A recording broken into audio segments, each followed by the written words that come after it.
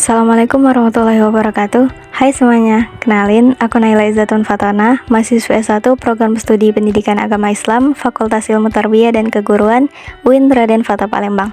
Di video ini, aku ingin sedikit sharing tentang materi ulumul Quran, yaitu Asbabun Nuzul.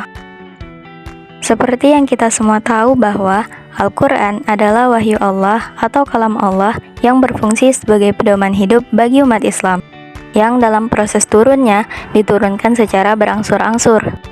Tapi pernah nggak sih kita berpikir di balik turunnya ayat-ayat Al-Quran yang dilakukan secara berangsur-angsur, apakah ada alasan atau sebab-sebab tersendiri sehingga ayat-ayat tersebut diturunkan dalam waktu yang berbeda-beda? Seperti ada ayat yang turun pada periode Mekah ataupun periode Madinah, yang dimana dapat kita ketahui bahwa ayat-ayat yang turun pada kedua periode ini memiliki konteks atau isi yang berbeda. Ayat-ayat Makkiyah lebih condong kepada pembentukan akhlak atau ajaran-ajaran terkait akidah dan tauhid, sedangkan ayat-ayat Madaniyah lebih berfokus dengan hal-hal terkait hukum ataupun tata negara. Singkatnya, ayat-ayat yang turun pada kedua periode ini disesuaikan dengan kondisi atau keadaan umat pada saat itu. Di Mekah, banyak orang-orang yang menyembah berhala atau patung-patung yang mereka anggap sebagai Tuhan, sehingga ajaran tauhid sangat ditekankan. Sementara di Madinah, sudah banyak masyarakat yang memeluk agama Islam, dan kondisinya sudah lebih terstruktur, sehingga yang lebih dibutuhkan masyarakat saat itu adalah tata cara menjalani kehidupan sebagai seorang muslim yang benar.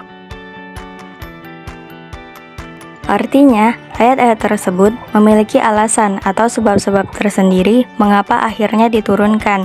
Karena ayat-ayat yang turun bisa saja berupa sebuah jawaban atas pertanyaan-pertanyaan para sahabat maupun sebagai sebuah petunjuk atas kebingungan-kebingungan yang dialami umat pada saat itu. Sebagaimana fungsi Al-Quran ialah sebagai pedoman hidup umat Islam. Alasan-alasan inilah yang kita kenal dalam ilmu Al-Quran sebagai Asbabun Nuzul atau latar belakang turunnya sebuah ayat.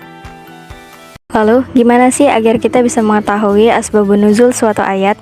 Asbabun Nuzul dapat kita ketahui melalui riwayat-riwayat hadis yang sahih. Selain itu, bisa juga melalui kitab-kitab tafsir seperti Asbab Al-Nuzul karya Al-Wahidi, Lubab Al-Nuqul fi Asbab Al-Nuzul karya Jalaluddin As-Suyuti, ataupun tafsir Al-Misbah karya Quraisy Shihab, dan tafsir-tafsir lainnya. Salah satu contohnya yaitu dari Quran Surah Al-Fat ayat kelima yang artinya agar dia masukkan orang-orang mukmin laki-laki dan perempuan ke dalam surga yang mengalir di bawahnya sungai-sungai. Mereka kekal di dalamnya dan dia akan menghapus kesalahan-kesalahan mereka. Dan yang demikian itu menurut Allah suatu keuntungan yang besar.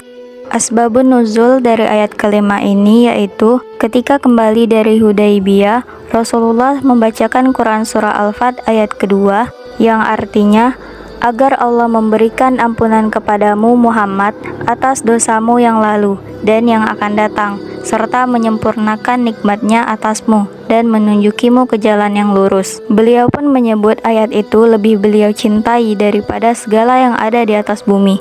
Sebagian sahabat berkata, betapa bahagia engkau, Allah telah menentukan masa depanmu di kemudian hari.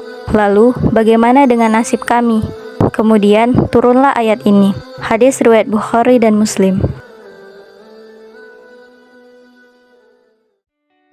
Artinya, ayat ini turun sebagai jawaban atas pertanyaan para sahabat terkait nasib orang-orang mukmin kelak. Terus, manfaat kita mempelajarinya apa?